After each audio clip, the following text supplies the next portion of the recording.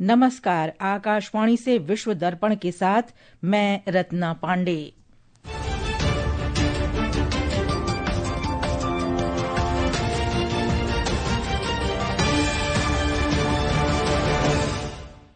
मुख्य समाचार। विदेश मंत्री एस जयशंकर ने कहा, भारत को आतंकवाद से अपनी रक्षा करने का अधिकार है। उन्होंने दृढ़तापूर्वक कहा, कोई भी ये तय नहीं कर सकता कि भारत अपनी रक्षा कैसे करे। भारत ने ऑपरेशन सिंदूर के दौरान पंजाब में भारतीय सैन्य ठिकानों पर हमले के पाकिस्तान के दावों को निराधार बताया। अमेरिका के राष्ट्रपति डोनाल्ड ट्रंप ने ईरान को प्रदर्शनकारियों पर हिंसक कार्रवाई के खिलाफ चेतावनी दी। और ताइवान के राष्ट्रपति लाई चिंगते ने कहा, चीन के बढ़ते विस्तार के बीच द्वीप अपनी संप्रभुता की रक्षा करने और अपनी रक्षा क्षमता को मजबूत करने के लिए दृढ़ संकल्पित है। और अब समाचार विस्तार से। विदेश मंत्री एस जयशंकर ने कहा है कि भारत को आतंकवाद से स्वयं की रक्षा करने का अधिकार है और भारत ये किस प्रकार करता है, कोई और तय नहीं कर सकता।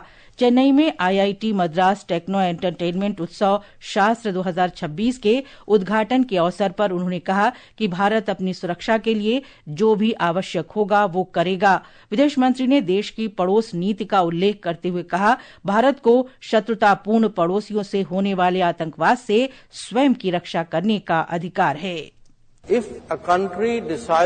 यदि कोई देश जानबूझकर और लगातार आतंकवाद को जारी रखता है तो हमें अपने लोगों को आतंकवाद से बचाने का पूरा अधिकार है और ऐसे में इस अधिकार का प्रयोग कैसे होगा ये भी हम तय करेंगे।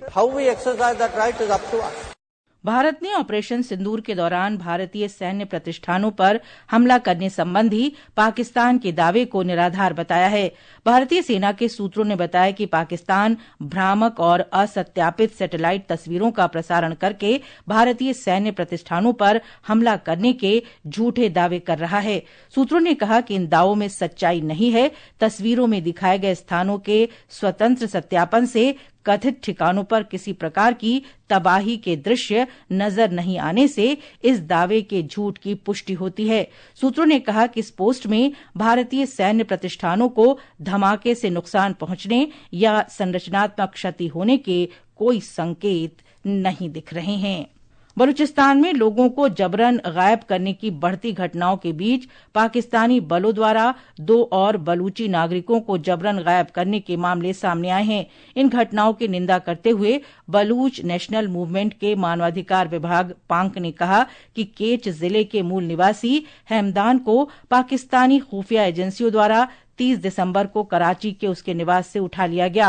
मानवाधिकार निकाय ने इस गतिविधि को बुनियादी मानवाधिकार और कानून का एक गंभीर उल्लंघन बताया है। मानवाधिकार संगठन पांक के अनुसार एक अन्य बलूची नागरिक यासिर नासिर को केच जिले में 31 दिसंबर को तड़के एक छापेमारी के दौरान पाकिस्तानी बलों द्वारा हिरासत में ले लिया गया। पांक ने कहा कि गिरफ्तारी के बाद यासिर के ठिकानों की कोई जानकारी नहीं मिली है। इससे उसकी सुरक्षा और उसकी सलामती को लेकर गंभीर चिंताएं उत्पन्न हो रही हैं। पाकिस्तानी बलों द्वारा बलूचिस्तान में बढ़ती हिंसा के बीच इस प्रांत के हरनाई जिले के एक निर्जन स्थान से 4 अज्ञात लोगों के शव बरामद किए गए हैं। ईरान में बढ़ती कीमतों और आर्थिक मंदी के खिलाफ विरोध प्रदर्शन हो रहे हैं। 28 दिसंबर 2025 को गंभीर आर्थिक संकट के खिलाफ शुरू हुए विरोध प्रदर्शन सत्ता परिवर्तन की मांग में बदल गए हैं। इस बीच अमेरिका के राष्ट्रपति डोनाल्ड ट्रंप ने चेतावनी दी है कि अगर ईरानी सुरक्षा बलों ने प्रदर्शनकारियों पर गोलीबारी की तो वे प्रदर्शनकारियों के समर्थन में आ जाएंगे। ट्रंप की टिप्पणी पर ईरान की तीखी प्रतिक्रिया आई है। ईरान के वरिष्ठ नेताओं ने आगाह किया है कि किसी भी विदेशी हस्तक्षेप से पश्चिम एशिया में अस्थिरता पैदा होगी, जबकि विदेश मंत्रालय ने कहा है कि ईरानी अपने मुद्दों को आंतरिक रूप से हल करेंगे। एक रिपोर्ट। वर्ष 2022 के बाद से ईरान में इतने बड़े स्तर पर विरोध प्रदर्शन हो रहे हैं। तेज आर्थिक मंदी इसका कारण मानी जा रही है। ईरानी रियाल रिकॉर्ड निचले स्तर पर आ गया है और मुद्रास्फीति 40% से अधिक हो गई है, जिससे परिवारों की क्रय शक्ति बुरी तरह प्रभावित हुई है। तेहरान में दुकानदारों की हड़ताल से शुरू हुआ ये आंदोलन तेजी से 20 से अधिक प्रांतों में फैल गया है, जिनमें प्रमुख धार्मिक केंद्र भी शामिल हैं। भीड़ सरकार के खिलाफ नारे लगा रही है। मानवाधिकार समूहों ने अब तक कम से कम 6 लोगों की मौत की जानकारी दी है। सत्यापित वीडियो क्लिप्स में सुरक्षा प्रतिष्ठानों के पास झड़पें और सड़कों पर आक्रोशित लोग दिखाई दे रहे हैं। विश्व दर्पण के लिए समाचार कक्ष से मैं सरफिरोजी। विश्व दर्पण समाचार आकाशवाणी से प्रसारित किए जा रहे हैं।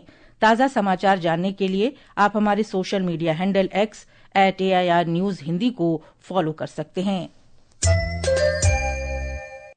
विश्व दर्पण में आपका फिर स्वागत है। ताइवान के राष्ट्रपति लाई चिंगते ने कहा है कि चीन के बढ़ते विस्तार को देखते हुए हम अपनी संप्रभुता की रक्षा करने और अपनी रक्षा क्षमता को मजबूत करने के लिए दृढ़ संकल्पित हैं। सैन्य अभ्यास के दौरान चीन द्वारा ताइवान की ओर रॉकेट दागने के बाद श्री चिंग का ये बयान आया है। एक रिपोर्ट।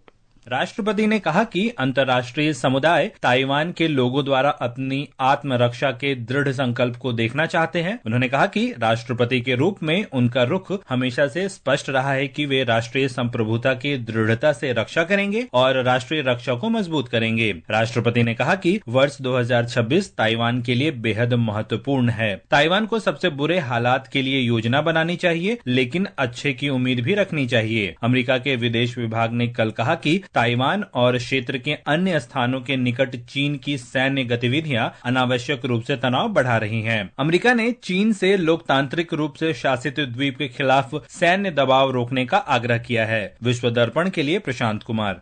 अंतर्राष्ट्रीय पत्रकार संघ ने कहा है कि पिछले वर्ष दुनिया भर में कुल 128 पत्रकारों और मीडिया कर्मियों की हत्या हुई, जिससे 2025 पत्रकारिता के लिए सबसे घातक वर्षों में से एक बन गया।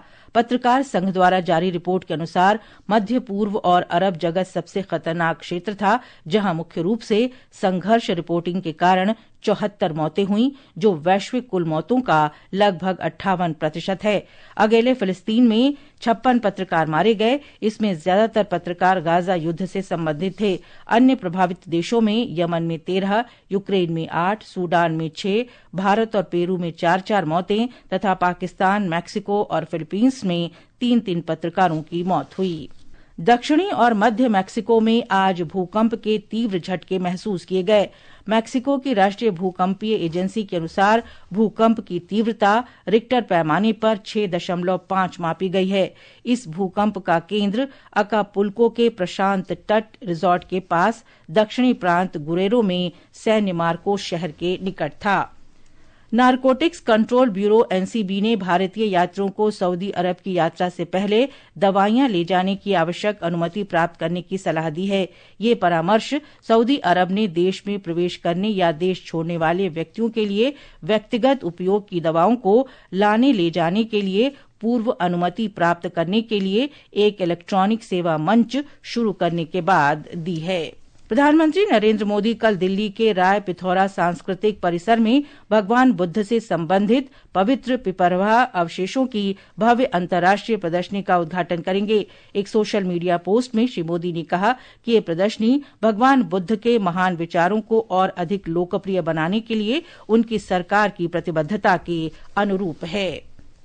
11वीं भारत अंतर्राष्ट्रीय युवा नौकायन चैंपियनशिप 2026 आधिकारिक तौर पर 4 से 10 जनवरी तक चेन्नई बंदरगाह पर आयोजित की जाएगी।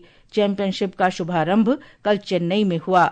ये भारत की सबसे लंबे समय से और निरंतर चली आ रही अंतर्राष्ट्रीय युवा नौकायन प्रतियोगिता है। अंत में मुख्य समाचार एक बार फिर।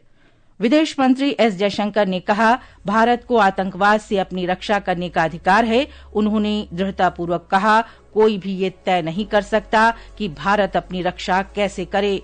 भारत ने ऑपरेशन सिंदूर के दौरान पंजाब में भारतीय सैन्य ठिकानों पर हमले के पाकिस्तान के दावों को निराधार बताया। अमेरिका के राष्ट्रपति डोनाल्ड ट्रंप ने ईरान को प्रदर्शनकारियों पर हिंसक कार्रवाई के खिलाफ चेतावनी दी और ताइवान के राष्ट्रपति लाई चिंगते ने कहा, चीन के बढ़ते विस्तार के बीच द्वीप अपनी संप्रभुता की रक्षा करने और अपनी रक्षा क्षमता को मजबूत करने के लिए दृढ़ संकल्पित है। इसके साथ ही विश्व दर्पण का ये अंक समाप्त हुआ। नमस्कार।